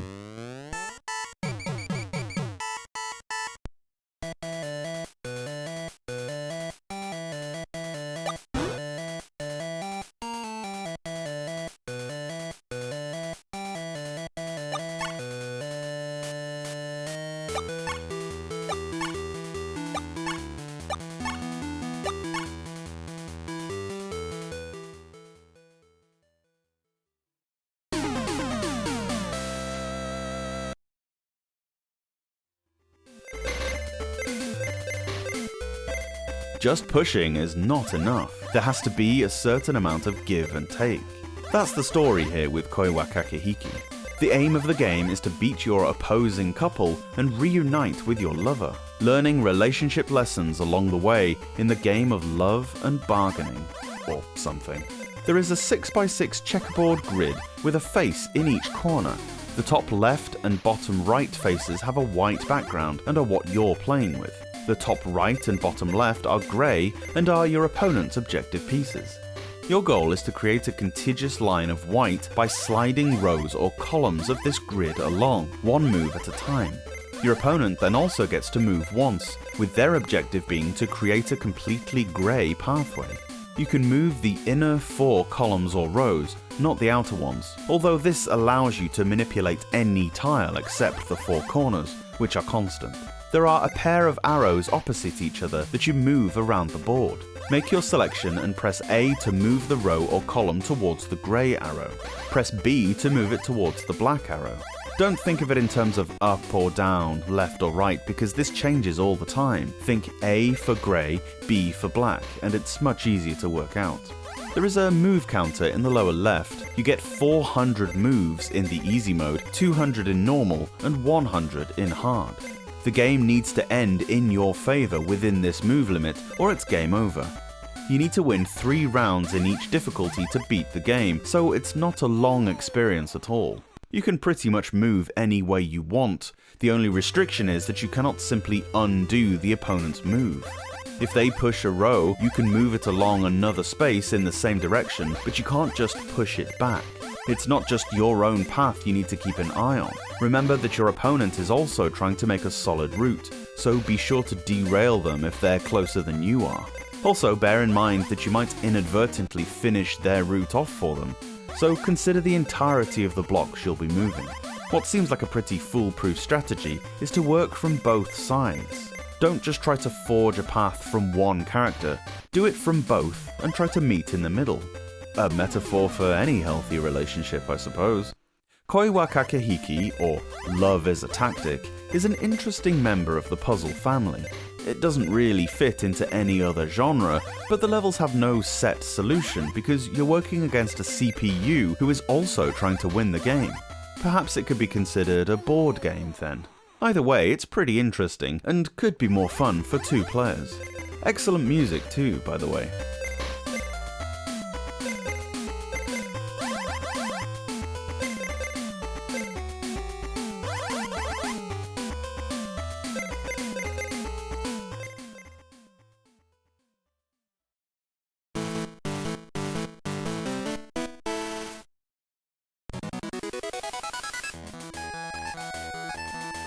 Let me broach the topic of one of Nintendo's most successful third-party franchises of all time by saying something a little internal and potentially controversial.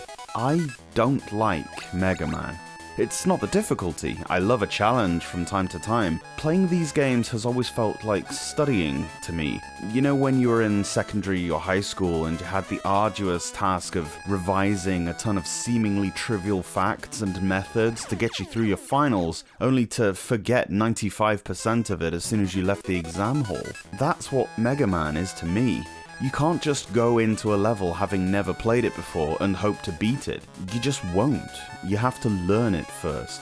Having a game mechanic where you need to have memorized the locations and timings of appearing and vanishing blocks, or which side of a screen to fall down so as not to die, is exactly the sort of thing that puts me off a platformer.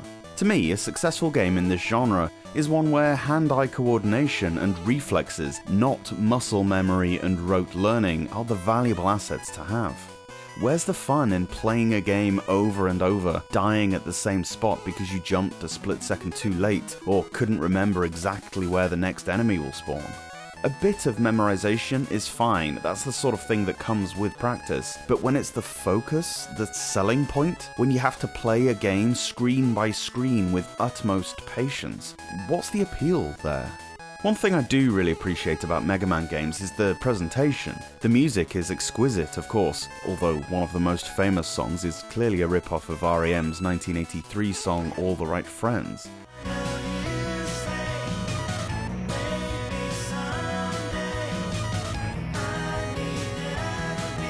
It's replicated here well, and the rest of the soundtrack is as good as it ever was on the NES. The art style that was already well established by 1991, there were already 4 NES/Famicom games, made the transition to the smaller screen very well too. The characters have the usual cartoonish charm. Everything's got massive anthropomorphic features like eyes and mouths, and Mega Man's sprite animations are excellent. As with all Mega Man games, there are several robot masters to choose from at the start, all of whom have their own levels. You get to the end of these grueling stages, no mean feat, taking it screen by screen, beat the boss, and then you can acquire their weapon. You have to know which order to do these, it's not just top left to bottom right, as certain bosses are made much easier with specific weapons. For instance, don't do Cut Man first, as you need the weapon from Fire Man to make him manageable. You have limited ammo for all these other weapons, but they are replenishable by collecting orbs that drop from enemies. 8 is the usual number of levels, of which you have free choice. In Wily's Revenge, you choose from 4 initial Robot Masters, after which you move on to the second quartet. This is followed by the usual end levels and a boss marathon. Finally comes the showdown with Dr. Wily. Perhaps Capcom were worried that they couldn't fit 8 options onto the level select screen. I'm not sure why else they would lay out the game like this.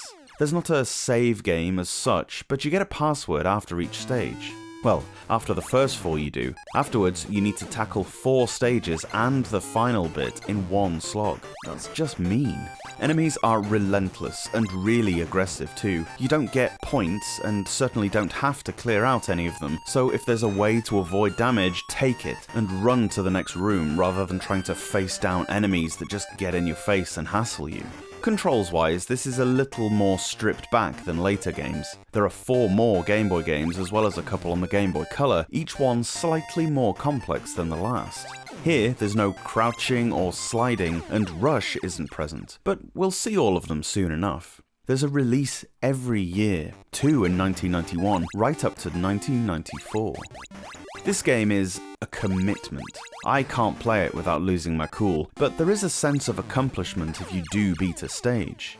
Everything in the game is very polished, it sounds great and looks gorgeous.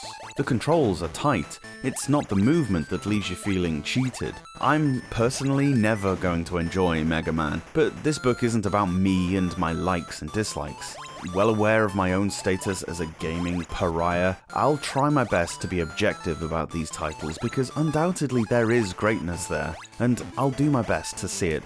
Sadly, it does mean that I have 5 rounds of brutality to slog through. Don't expect me to complete them all though, I only have so much hair to pull out.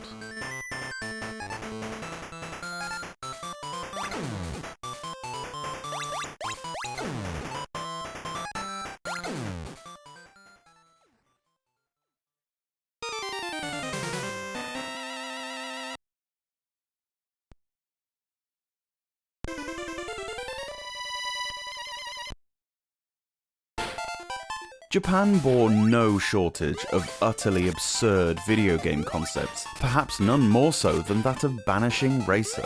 You play as a car, condemned to being cubified on a scrapyard, but at the last moment is rescued by a fairy.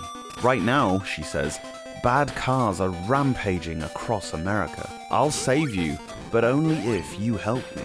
What follows is a bizarre, but actually really well executed, unique platformer.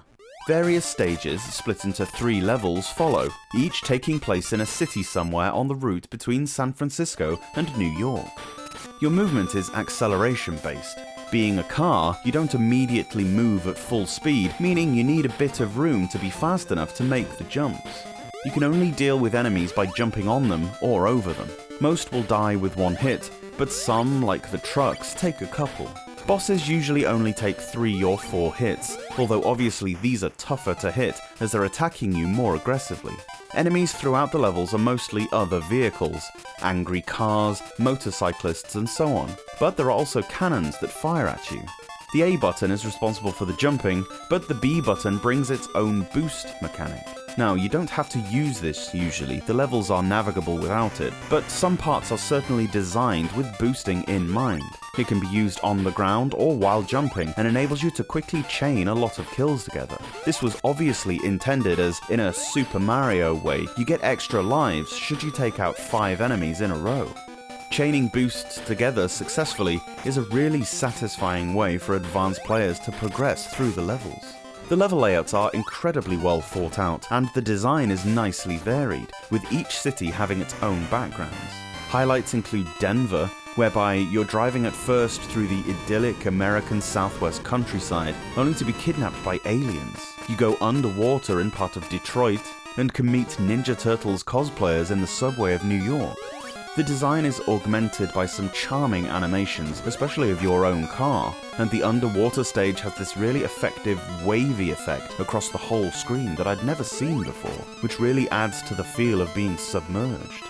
Vanishing Racer is in the category of Game Boy games that clearly didn't sell well, or in this case it could simply be because of the Japanese exclusivity, but have been discovered years later to be better than average. A world beater it ain't, but in the same Venn diagram as something like Spud's Adventure or Moomin's Tale on the Game Boy Color, it's good, potentially very good, and rare enough to warrant some astronomical prices on resale sites. If you want to spend triple digits on it, be my guest, but I wouldn't go that far by any means. Hell, if you're a collector, you're not going to listen to my advice anyway.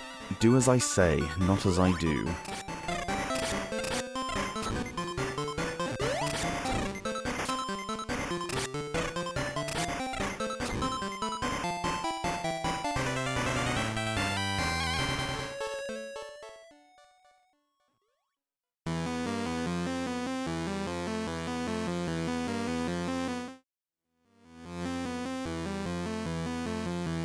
The guilty must be punished. The innocent must be protected. The drug lords destroy innocent lives. They must be punished. They must be paid back in full. This game is a port of the NES title that was just called The Punisher. It's not like the Coin-Op/Mega Drive game, which was a side-scrolling beat-em-up. The game takes place from a first-person perspective, scrolling slowly from left to right. You control a crosshair, firing with A and throwing grenades with B. Ammo is not unlimited, but can be collected all the time around the levels. You start in the mall and have to basically blow everyone away as they pop out from trash cans, shop windows, down escalators, and so on. Cause as much destruction as you want, the mall owners don't care. Hidden behind these huge shop fronts are health and ammo pickups. The health ones in particular are vital because of how quickly your life drains. There are women nonchalantly going about their shopping, oblivious to the gunfight going on around them. Try not to shoot them. Although the innocent must be protected, a little collateral damage doesn't hurt. You won't get quite as good a bonus score though. After a while, they start getting kidnapped. You need to shoot their hostage takers so that Spider-Man can swoop down to rescue them. There'll be a boss at the end of the stage, a big mafioso guy who you basically have to pepper with bullets until he dies. You fight Jigsaw as the final boss, not the Saw guy, instead of Kingpin like in the NES version, but if you read the comic books you'll know Jigsaw's the more common sense antagonist anyway, and he looks great. After each stage, you get a rundown of your performance, the percentage of available enemies you killed. Do really well, and you get health, firepower, and grenade upgrades, as well as extra lives. From the mall, you head to the marina. The same deal here, except that you can now shoot yachts and guys driving forklifts. I love that the forklifts carry on moving even though you put a bullet through their driver. Instead of shop windows, bonuses are hidden in crates around the docks, and rather than shoppers, you have topless fishermen who carry on trying to make a catch, even though the fish will almost certainly have scarpered at the first sound of a firefight. Blast your way through the remaining stages, the airport, the jungle, finally ending up in Jigsaw's network of caves. It's nice to have such a variation in level design. Sure, all the stages are something of a cliche, but you have to be able to suspend your disbelief a little bit, and the settings aren't anything you wouldn't be surprised to find in an action film. The enemies are a letdown with very little variance at all. You're mostly up against clones of the same guy. There are 1 or 2 sections where you're scrolling, but no enemies are spawning. But other than those rare moments, the game doesn't let up, and the soundtrack totally works. The absolutely necessary gun sounds are well done, which is a bonus because you're gonna hear that a lot. The Punisher source material is used well, although it's something of a flaccid storyline. The characters are given due justice at least, even though Frank Castle is portrayed as an ex-police detective instead of an ex-marine, and the Spider-Man cameos are voiced in a way that feels correct. And what could have been a tricky subgenre to pull off works surprisingly well. The music lends an energy to a game that needs to be fast-paced. It's better than the NES version, actually. It's not fair to compare the portable game with the console counterparts as much as I usually do, as it necessitates kind of a different style to pull off. The ability to be accurate and rapid with your targeting is vital to glean any enjoyment out of a game like this, and while it's never as fun using a directional pad as it is a light gun, this is probably as good as it gets on the Game Boy. Plus, you won't have to pay the extortionate rates that the Mega Drive game goes for. Not bad at all.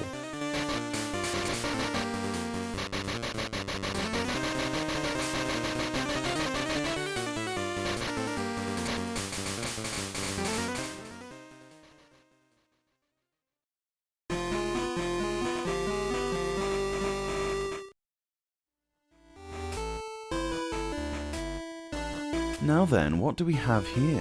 One of my most memorable games from the NES library, in terms of pure atmosphere, is the 1989 port of Shadowgate, the castle-crawling point-and-click adventure with hundreds of different ways to meet a gruesome end, and lots of trial-and-error puzzle-solving was not without its problems, being very tough and overly cryptic at times. But the story and ambiance of the adventure was certainly unique for the time. So when I discovered this game and realized that I'd never tried it out despite owning it for years, imagine how excited I was that there might have been a similar experience on the Game Boy. I took a minute before really getting into the meat of the game to read up on the storyline, and I'm glad I did. You have come to the famous alchemist Hermetrix, I don't think he's a character in Asterix, but I could be wrong, and have been accepted as his apprentice. Hermetrix is, frankly, a bit of a bastard, however, and has sent you to the great fortress of Mysterium to prove yourself. This place is a terrifying labyrinth created and populated by the Aramasp, a race of giant anthropomorphic ants. The task bequeathed to you is to discover the secrets of the nature of each metal and mineral, and the transforming powers of each alchemical process: fire, water, acid, and mercury. When you have mastered this, you may be able to succeed in the final test. Rescue the giant ant civilization and your predecessor, the previous apprentice Cadmia, who is still trapped.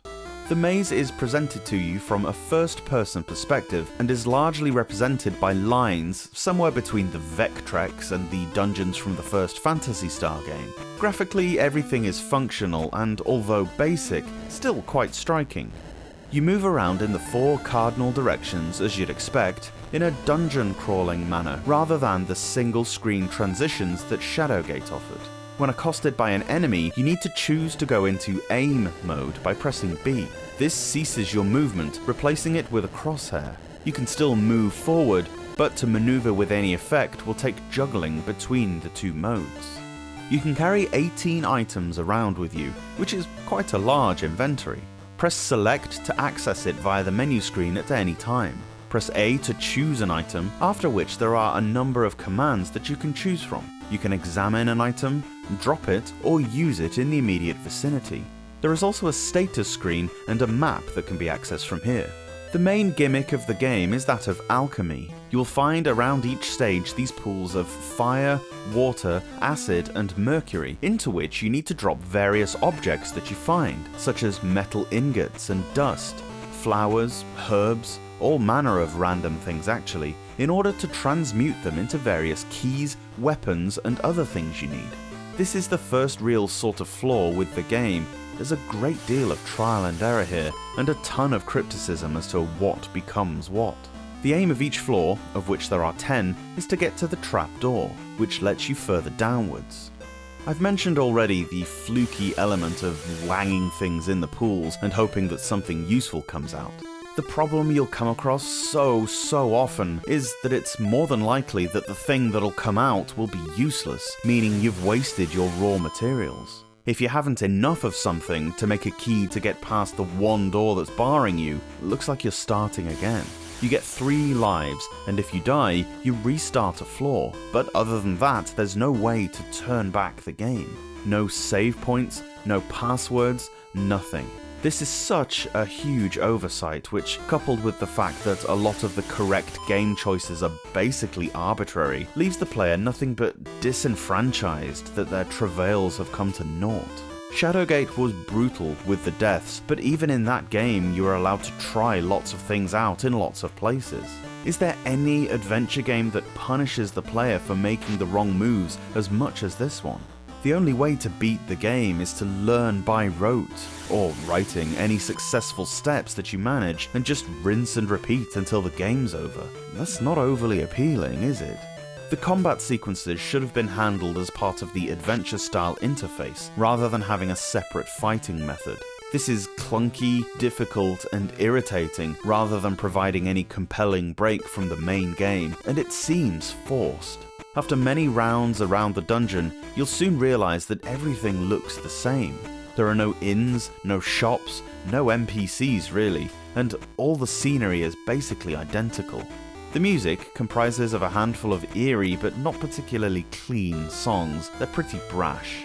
I like the melodies, and they certainly fit crawling around a creepy dungeon, but they're not engineered or polished superbly well. But then Asmik were not a huge development team by any stretch. Why there's no password save feature is baffling, and it means you'll be repeating yourself a lot if you ever want to beat this game. There's a lot to do in one go, lots of steps to get right, and as soon as you shut the power off, it's gone.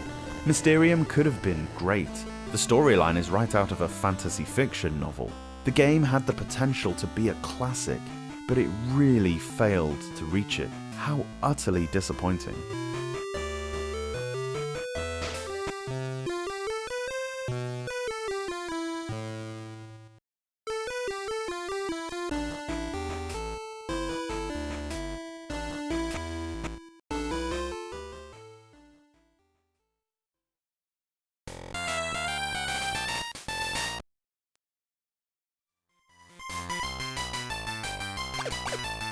You might suspect that Amazing Tater may be a sequel to the RPG-ish title Spud's Adventure.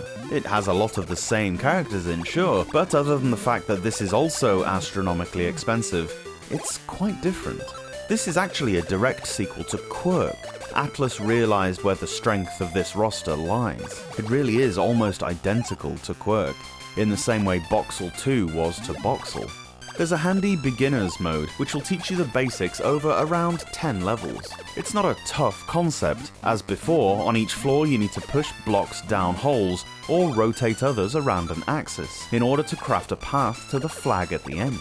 Puzzle mode takes you through the quote-unquote story, 4 difficulties with 10 levels each.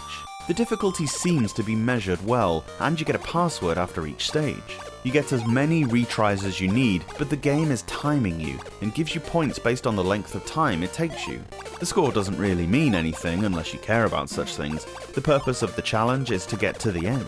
I really wish there was a greater variation of music. The handful of songs are good, but they're largely the same as in Quirk, and in puzzle mode each floor has the same track.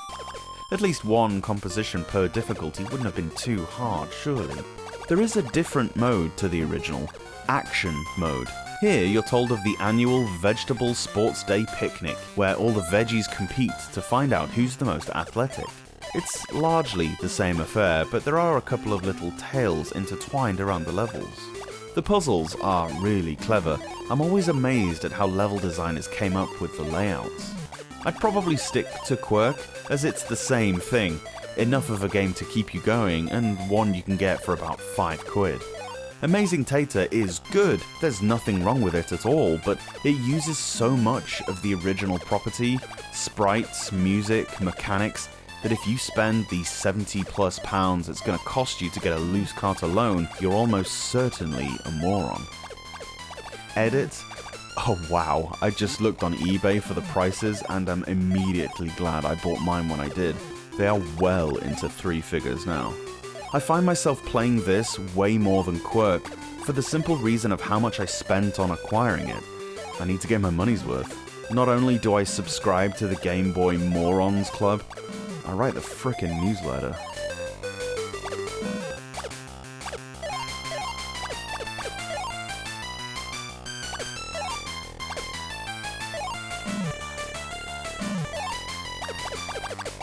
Thanks so much for watching this video.